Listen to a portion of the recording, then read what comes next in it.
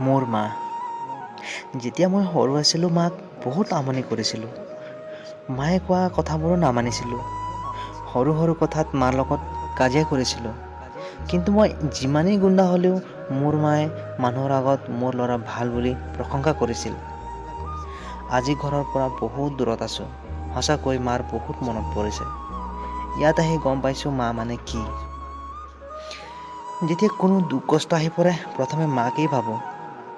মাৰ মৰম পালে সংসাৰৰ সকলো দুখ কষ্ট পাহৰি যাওঁ। সুখত লগ দিয়া হাজাৰ হাজাৰ পোৱা যায়, কিন্তু দুখত লগ দিয়া পবিত্ৰ মনৰ মাকেই পোৱা যায়। মৰিবৰ কাৰণে হাজাৰ ৰাস্তা আছে, কিন্তু জন্ম ল'বৰ কাৰণে কেৱল মাকেই লাগে। মা পঢ়া শুনাই হওক বা নপঢ়াই হওক, কিন্তু সংসাৰৰ বহুমূল্য জ্ঞান মাৰ পৰাই প্ৰাপ্ত হয়। মায়ে সকলোৰে ঠাই ধুনীয়াকৈ ল'ব পাৰে, কিন্তু এইজনী মাৰ ঠাই কোনেও ল'ব নোৱাৰে। আজি আৰু এতিয়াৰ পৰাই আমি যিমান পাৰোঁ মাকো সময় দিব লাগে।